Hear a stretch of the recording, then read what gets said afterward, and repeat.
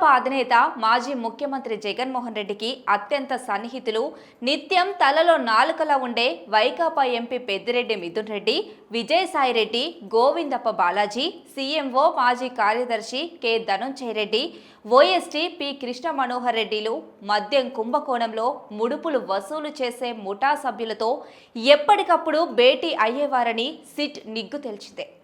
హైదరాబాద్ జూబ్లీహిల్స్లోని పెద్దమ్మ గుడి సమీపంలో అపోలో ఆసుపత్రి దగ్గర, జర్నలిస్ట్ కాలనీలోను, గుంటూరు జిల్లా తాడేపల్లి ప్యాలెస్ సమీపంలోని డెన్ వద్ద వీరు తరచూ సమావేశమయ్యేవారని సాంకేతిక శాస్త్రీయ ఆధారాలతో నిర్ధారించింది.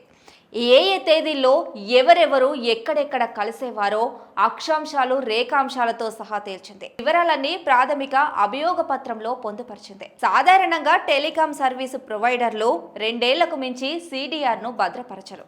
దీంతో పాత డేటా అందుబాటులో లేకుండా పోయింది. 2023 నుంచి వివరాలు మాత్రమే లభ్యమయ్యాయి. వాటిని విశ్లేషించిన దర్యాప్తు అధికారులు సెల్ టవర్ లొకేషన్ల వివరాల ఆధారంగా భేటీల గుట్టు రట్టు చేసే ఆ వివరాలివి. మద్యం డిస్టిలరీలు సరఫరా కంపెనీల నుంచి రాజ్ కేసిరెడ్డి, ఆయన అనుచర రంగం ప్రతి నెల 50 నుంచి 60 కోట్ల వసూలు చేసి ఎంపీ మిథున్ రెడ్డి, విజయసాయిరెడ్డి, గోవిందప్ప బాలాజీలకు అందజేసేవారని, వారు ఈ సొత్తు అప్పటి ముఖ్యమంత్రి జగన్మోహన్ రెడ్డికి చేర్చేవారని సిట్ అభియోగ పత్రంలో వెలువడించింది. అందులో భాగంగానే మిథున్ రెడ్డి, విజయసాయిరెడ్డి, గోవిందప్ప బాలాజీలు రాజ్ కేసిరెడ్డితోనూ ఆయన నిర్వహించే ముడుపుల వసూళ్ల నెట్వర్క్ సభ్యులతోనూ భేటీ అయ్యేవారని స్పష్టమైంది. మద్యం కుంభకోణంతో మాకేం సంబంధం, మమ్మల్ని తప్పుడు కేసుల్లో ఇరికిస్తున్నారు, ఇది నిలబడే కేసు కాదు అంటూ మిథున్ రెడ్డి సహా పలువురు నిందిత వైకాపా నాయకులు చేస్తున్న ప్రకటనలన్నీ డొల్లనేనని తేలిపోయింది. జగన్కు అత్యంత సన్నిహితుడైన పెద్దిరెడ్డి మిథున్ రెడ్డి ప్రతి నెల 1-2 సార్లు వసూలు ముఠాలోని సభ్యులను కలిసేవారు.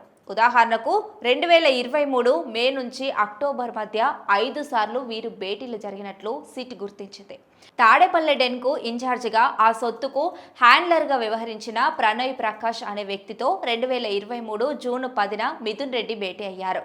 అది కూడా ఆ డెన్ వద్దే కలిశారు. వైకాపా అధినేత చెవిరెడ్డి భాస్కర్ రెడ్డి స్నేహితులు ఈ కేసులో నిందితుడైన వెంకటేష్ నాయుడును హైదరాబాద్లో ఓ డెన్కు ఇన్ఛార్జిగా వ్యవహరించారు. అక్కడి నుంచి ఏపీకి సొమ్ము తరలించడంలోనూ ఆయన కీలకంగా ఉన్నారు. ఆయనతో హైదరాబాద్లోని అపోలో ఆసుపత్రి, పెద్దమ్మ గుడి సమీపంలో మిథున్ రెడ్డి 3 సార్లు భేటీ అయ్యారు.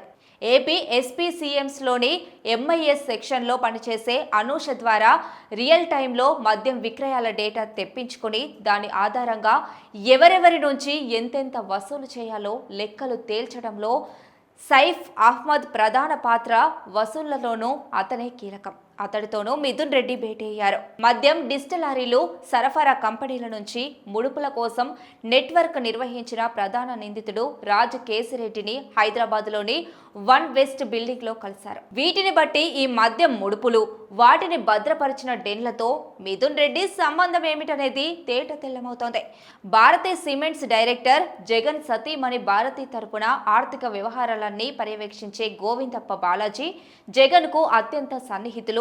నిత్యం ఆయన వెన్నంటే ఉండే సీఎంఓ మాజీ కార్యదర్శి, విశ్రాంత ఐఏఎస్ అధికారి K Dhanunjaya Reddy, Jagan OSD P Krishna Manohar రెడ్డిలు ఈ ముడుపుల వసూళ్లు ముఠా సభ్యులతో పలుమార్లు భేటీ అయ్యారు. సాయిరెడ్డితో కలిసి కొన్నిసార్లు, విడిగా కొన్నిసార్లు వీరు బూనేటి చాణక్య, వెంకటేష్ నాయుడు, ముప్పిడి అవినాష్ రెడ్డి తదితరులతో సమావేశమయ్యారు. అప్పట్లో వైకాపా ఎంపీగా ఉన్న మరో కీలక నేత విజయసాయిరెడ్డి ఈ వసూళ్ల ముఠాతో అనేక సార్లు భేటీ అయ్యారు. ఉదాహరణకు 2023 జూన్ నుంచి సెప్టెంబర్ మధ్య ఆయన 8 సార్లు వారితో సమావేశమైనట్లు వెల్లడైంది. వసూళ్లతో కీలకంగా వ్యవహరించే బూనేటి చాణక్య, పైల దిలీప్, సైఫ్ అహ్మద్, ముప్పిడి అవినాష్ రెడ్డి ఈ సొమ్మును డొల్ల కంపెనీల ద్వారా హవాలా మార్గంలో రూటింగ్ చేసే కిరణ్ కుమార్ రెడ్డి, హైదరాబాద్లోని డెన్కు ఇన్ఛార్జిగా వ్యవహరించిన వెంకటేష్ నాయుడు, రాజ్ కేసిరెడ్డి తరపున లీలా డిస్టిలరీస్కు ఏపీ ఇన్ఛార్జ్ వ్యవహరించిన దోపిడీలో సహకరించిన పురుషోత్తం, వరుణ్ కుమార్లను హైదరాబాద్లో కలిశారు. సొమ్ము రూటింగ్లో కీలకంగా వ్యవహరించిన Bharathi Cements director Govindappa Balaji, CMO అప్పటి కార్యదర్శి కె ధనుంజయ రెడ్డితో కలిసి విజయసాయిరెడ్డి పలుమార్లు ఈ ముడుపులు నెట్వర్క్లోని సభ్యులతో భేటీ అయినట్లు తేలింది.